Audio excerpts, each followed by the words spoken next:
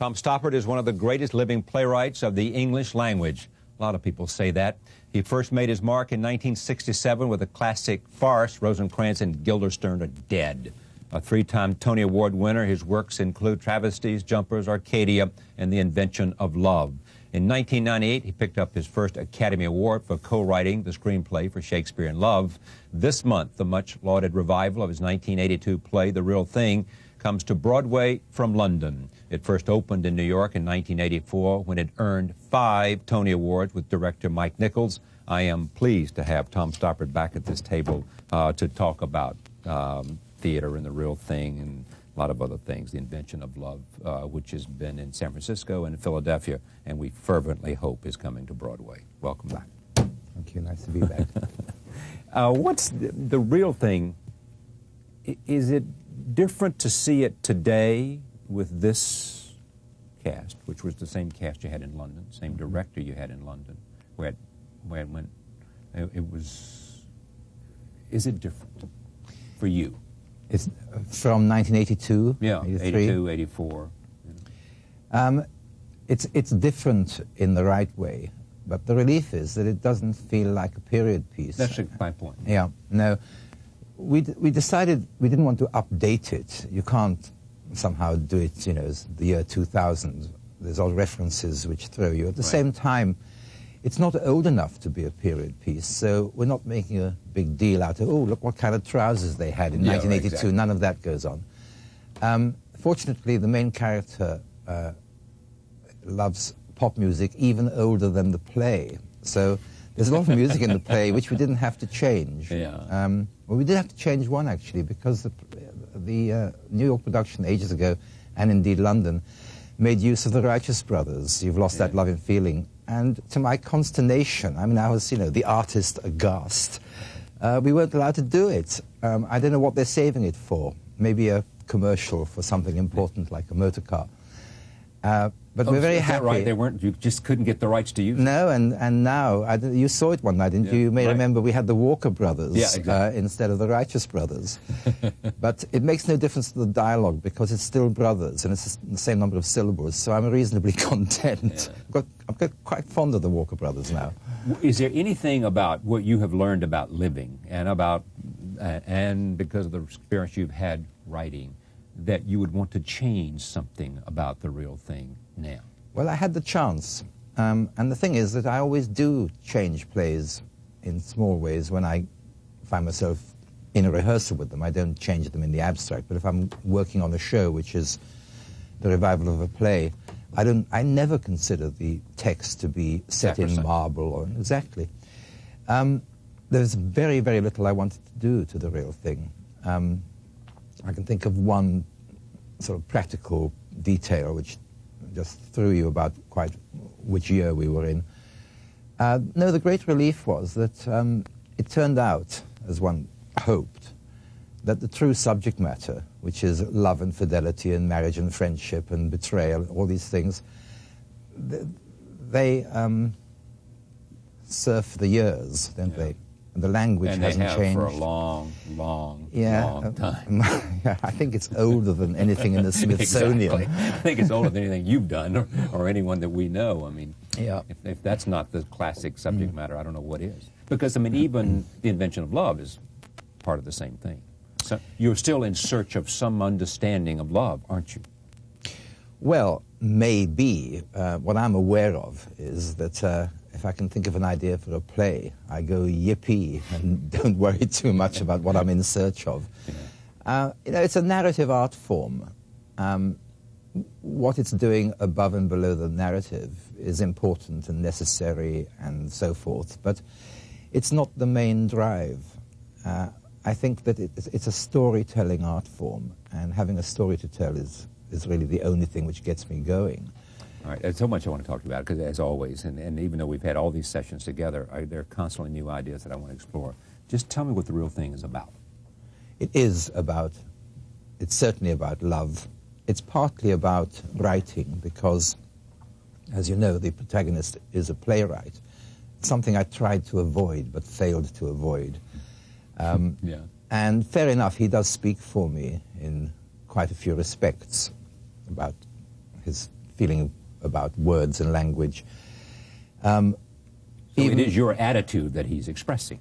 It's my attitude, and using ideology in the broadest sense, it's probably still my ideology. But it's about the people who are in the play as far as the author's concerned. I mean, you have to make it about what's on stage at that moment. I think if you get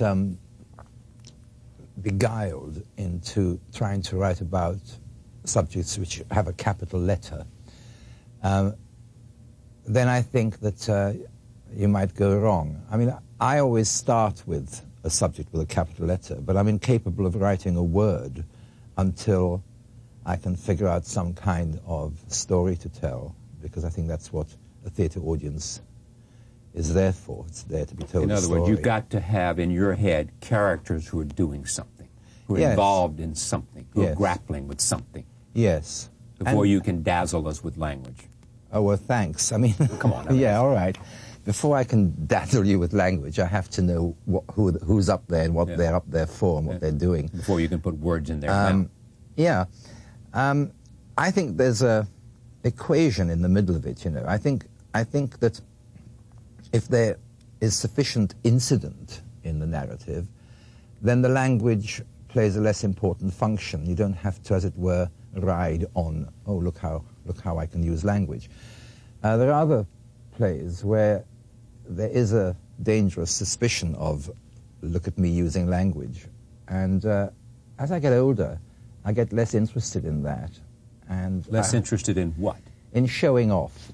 I get more interested in trying to get as many corners and kinks into a story as I possibly can, rather than just let it impress you with some poetical feeling. Here is my question about this, because Mario Cuomo, governor of New York, was considered one of the great orators of recent political life. Yes. He will question when I make this point, but I believe it, so it's right or wrong, doesn't matter, it makes the point. He doesn't like you to consider him a great orator, because he thinks it suggests that he's only about making speeches. Is there an element of the same thing with you, because there's this constant talk about your virtuosity with words, that somehow it detracts from something that's more important to you? I think he's onto something. I mean, a couple of thousand years ago, rhetoric was a course, you know. You can take rhetoric, deal with, as it were, oration, making arguments. And as with any other skill or talent, that can become an end in itself. You know, you can win a rhetoric competition and actually not say anything very important. I think that if I were Cuomo, I'd feel the same way. Okay, but how about Stoppard? No, I'm saying that. I think that, you know, I resist the notion, though there may be some truth in it, that my pleasure in rhetoric perhaps has too great an emphasis in this equation as to, between, you know, what is being said and how it's being said. So we lose sight of the substance of what is being said. We say it so well, we lose sight of the value of what is being said. But of course, ideally, the way you say it is supposed to help you understand, help you to listen to what is being said. So they're supposed to work together, not against each other. All right, let me come to this play. Yes. So when Henry is in an argument with his wife. Yes. And, I mean, this is classic stuff. He's in an argument with his wife, and basically she has brought to him a play written by a political activist who clearly has passion about politics and has tried to express it, and it's not expressed very well. Henry, the playwright in the play, has to demonstrate to her that words are important, and that words, and he picks out a cricket. Pick it up. What's that about? Well, he picks up a cricket bat, which is what we have instead of baseball bats. In the movie, it'll be a baseball bat, but we won't go into that. Well, if it's going to be made a movie, that makes me happy. He says, look, this bat, it looks like a lump of wood. In fact, it's several pieces of different kinds of wood cunningly put together so the whole thing is sprung like a dance floor. and it's for hitting cricket balls with, and it's so constructed you can give a cricket ball a little knock. It'll travel a long way very fast because that's what it does. And he's rather unkindly comparing what he thinks he does as a writer with what this person has done, and he says this, if you hit the ball with it, the ball will travel 10 feet and you will dance about shouting ouch with your hands stuck into your armpits. Fair enough. I mean, there's something in that. But again, you know, I'm not entirely at ease with Henry at this moment, because... At this moment in the play, or this yes, moment in your life? At that moment in the play. Yeah. He speaks for me largely, but he is probably aware, I'm certainly aware, that that's not the only kind of writing. There's a kind of writing which actually I envy, which, in a way, it's not different. To speak deeply about it, it's not actually that it's clunky and just cudgel-shaped, but its qualities are much, much more subtle, economical, much more hidden. And there's a lot of flashy stuff in the real thing, which I'm pleased about because I like the play and that's what it is. But I'm not sure that it's the way I'd like to be writing now, 20 years later. You'd be less flashy? I think so. Flashy is a word which needs definition, perhaps, but I do admire plays which completely absorb you and involve you in the interaction between characters and what's happening to them, without there being a, let's say, flashy, you know, rhetorical, witty with a capital W, all that stuff, without these characters being in the service of that kind of writer. It's not necessary, and there are many, many wonderful plays which personally I admire, which I don't know how to write. I look at them and think, God, I'd like to write one of those. How do you do it?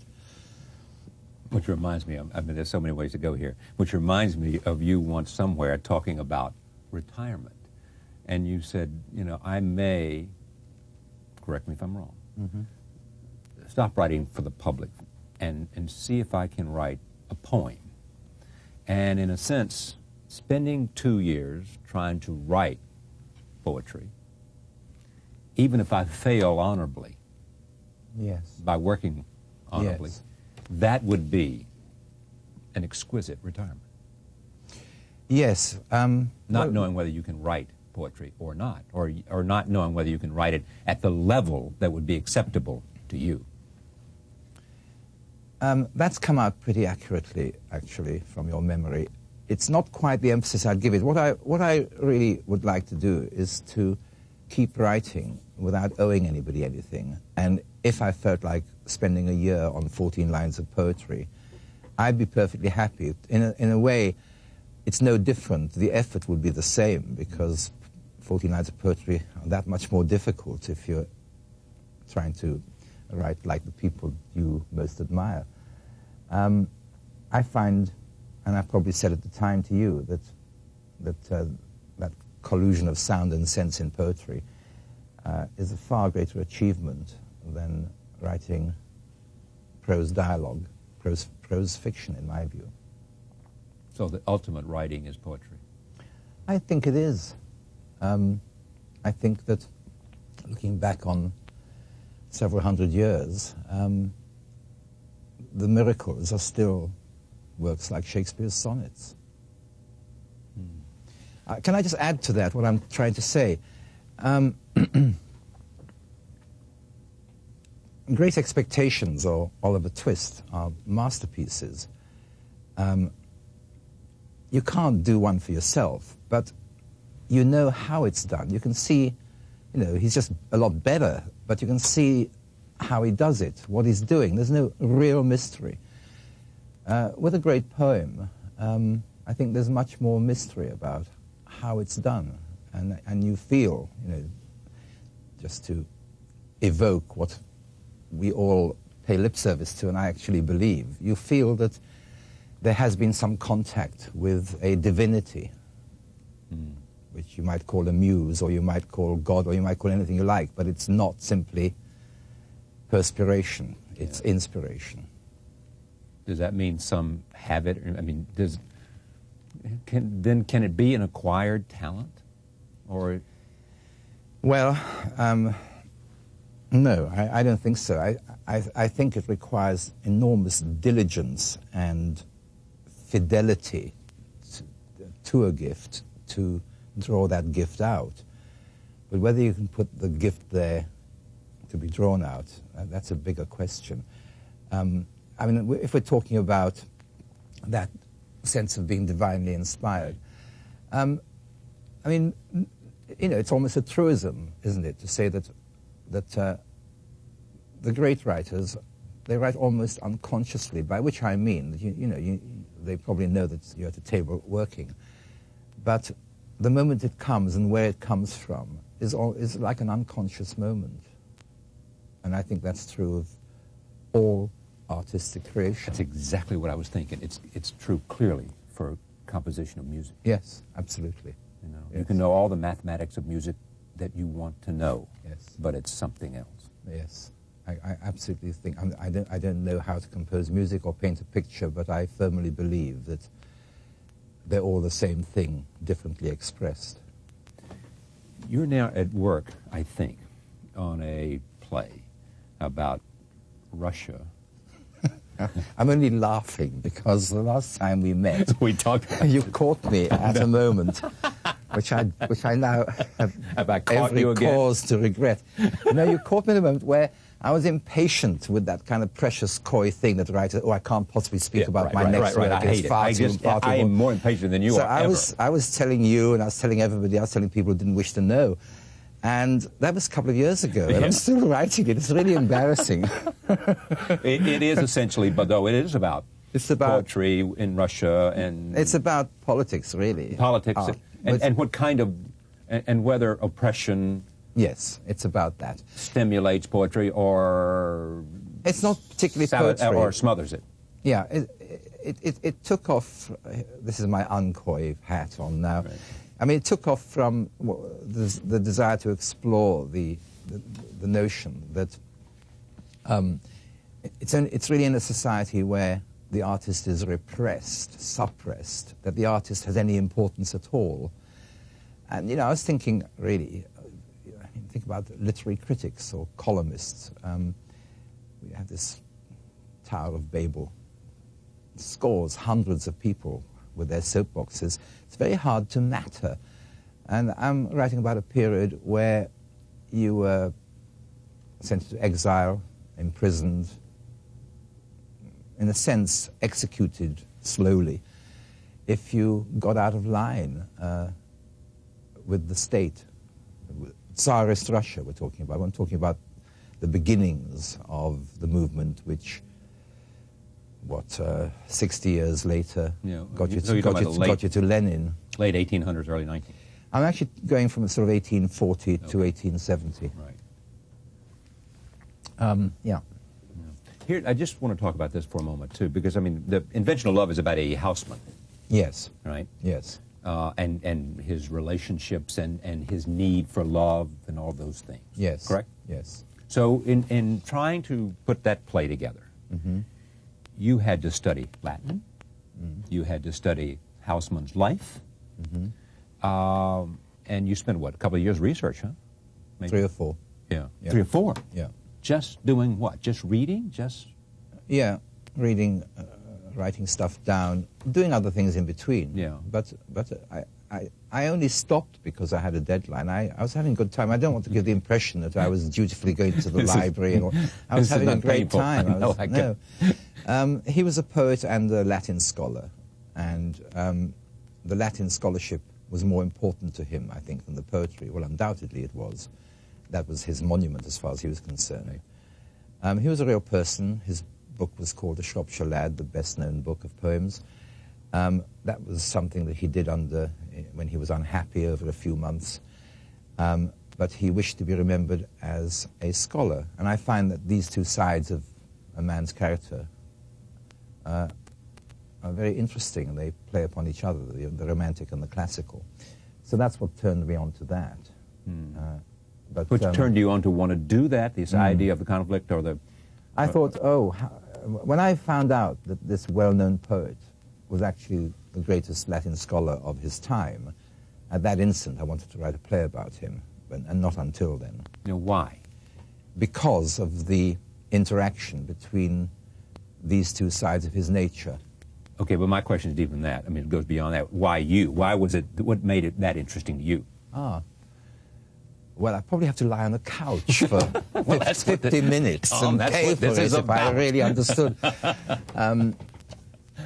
You know, the last play, I think, which I had here was Arcadia. And, right. and if I were you, I'd probably think, well, that's the same thing, actually, Yeah. romantic and classical. So it's a hang-up, is it? It's Maybe. It's a serious artistic interest, stroke hang-up. But as I said to you earlier, all I think is, yippee. Oh, that's something I want to do. Yippee, this is something I want to do. Yeah, because every time I finish a play, I have nothing. I never have anything. In The Real Thing, this production, or even in the original production, this is a story of infidelity. This is a story of a playwright who, wonderful twist. He likes pop music and rather than opera, and yet he's an intellectual guy, Yeah. and all these kinds of things that are interesting about this sort of comparisons and contradictions. And you're grappling with lots of things, including the idea of someone who writes about love and pain, all of a sudden experiencing love and pain. Yes. That's part of it, right? Yes. In the end, when a person who's committed infidelity, they both have to in their life, they come together at the end. Was that just to leave them there, or do you know, or do you have ideas about where they were going in their life, or do you care? In other words, when the last scene we see, in your mind, do you have a sense of what was going to happen to these characters? If I thought about it, I'd probably hazard something, but it's much more a case of that's all, folks. I mean, I think, you know, that's where it stops. It's, you know, a play like a novel, whatever else they are artifacts. You try to make them very nicely, but that's what they are. I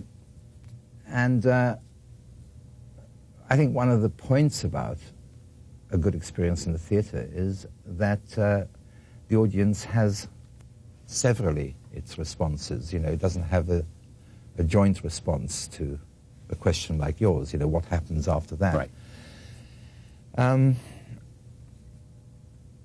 But I did want it to end up the way it did. Okay. You know, I'm curious about whether, and I've got to get out of here, but I'm curious about whether, you know, plays have some perfect arc so that you know I want it to go from here They do. to They here. do. It never works out perfect, but reasonable. there's a platonic arc Yeah. which you try to find. Or you say at some point, I'm loving this, but I got to close this down, folks, because you've only given me 3 hours to tell you my story. I did a translation of a Chekhov play a couple of 3 or 4 years ago. Was it Seagull?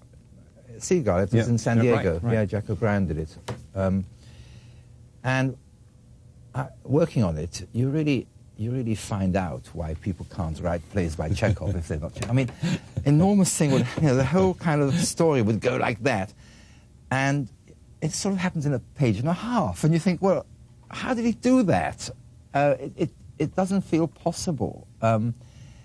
It just gets to the chase like that, Yeah. and then there's another one there, and you know, these are 4-act plays, but we do them in 2 halves, and each half, I mean,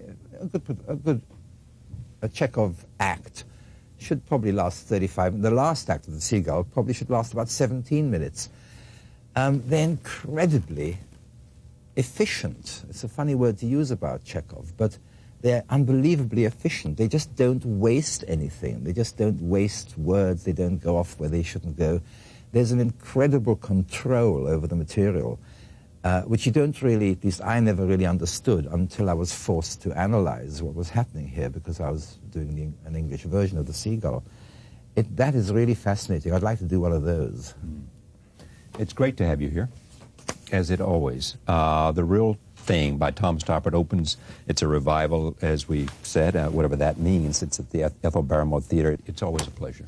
Thank you. Thank you very much. We'll be right back. Stay with us.